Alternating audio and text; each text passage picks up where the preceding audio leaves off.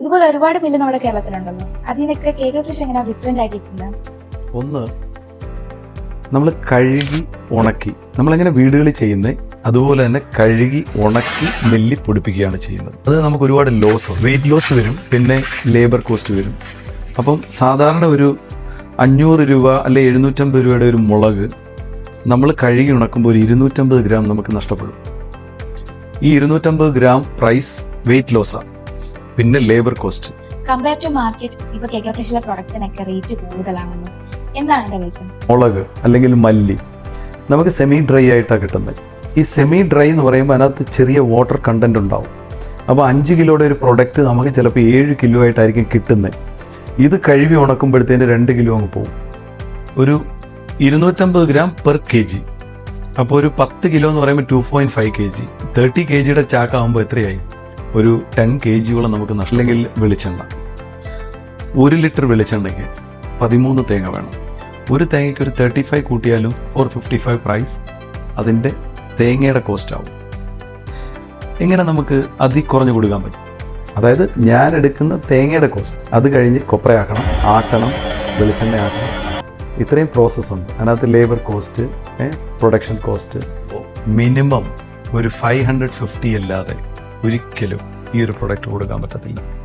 നമ്മുടെ 4 അല്ലെങ്കിൽ 558 എന്ന് പറയുന്ന 1 ലിറ്റർ വെളിച്ചെണ്ണയുടെ പ്രൈസ് എങ്ങനെയാണ് കൂടുതലാവുന്നത്? ഒരിക്കലും കൂടുതലല്ല.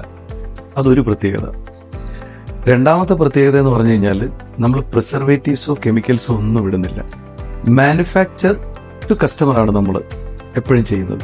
അപ്പം ഒരിക്കലും കെ ഫ്രഷിന്റെ ഒരു പ്രൈസ് ഓർഗാനിക് ജെന്യൂൻ പ്രൊഡക്റ്റിനെ കമ്പയർ ചെയ്യുവാണെങ്കിൽ പ്രൈസ് കുറവായിരിക്കും. ഇപ്പൊ സാർ പറഞ്ഞല്ലോ കേക്ക് ഫ്രഷിലെ പ്രൊഡക്ട്സിൽ പ്രിസർവേറ്റീവ്സ് ആഡഡ് അല്ലാന്ന്. ഇപ്പൊ ഒരു കസ്റ്റമർ മേടിച്ചാൽ എങ്ങനെ ഇത് സൂക്ഷിക്കാം? അത് എത്ര നാള് പന്നലാവാതിരിക്കും? Manufacture to customer, direct to customer. അതിനകത്ത് ഒരു തേർഡ് പാർട്ടി ഇൻവോൾവ്മെന്റ് ഇല്ല. 1. 2, നമ്മുടെ പ്രൊഡക്റ്റ് നനവ് തട്ടാതെ. ഫോർ എക്സാമ്പിൾ വെളിച്ചെണ്ണ നമ്മുടെ നനവ്, അപ്പോൾ ഓപ്പൺ ചെയ്യുന്ന സമയത്ത് നമ്മൾ കിച്ചണിൽ വർക്ക് ചെയ്യുന്ന കൈയൊക്കെ വെറ്റായിരിക്കും.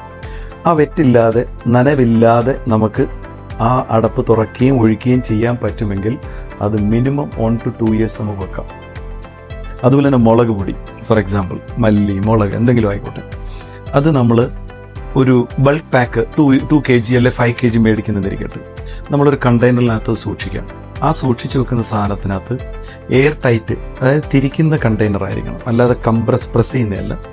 അങ്ങനെയുള്ളൊരു തിരിക്കുന്ന കണ്ടെയ്നർ വെച്ചിട്ട് നമുക്ക് ആവശ്യമായിട്ടുള്ള കിച്ചണിലെ ആവശ്യത്തിന് ചെറിയൊരു ബൗളുണ്ട്, ട്രാൻസ്ഫർ ചെയ്ത് എടുക്കാമെങ്കിൽ നമുക്കിത് ലോങ് ഡ്യൂറേഷനായിട്ട് വെക്കാൻ പറ്റും. അപ്പോൾ ആ ഒരു കാര്യത്തിൽ കെ ഫ്രഷിനെ സംബന്ധിച്ച് അങ്ങനൊരു പ്രോബ്ലമേ വരുന്നില്ല. അത് ബട്ട് നമ്മുടെ ഒരു ഹാൻഡ്ലിംഗ് അനുസരിച്ചിരിക്കും. നമ്മൾ പ്രോപ്പറായിട്ട് ഹാൻഡിൽ ചെയ്യുവാണെങ്കിൽ 1 to 2 years വരെ നമുക്ക് ഉപയോഗിക്കാം. No worries. Real product at right place with real price. Come to K fresh.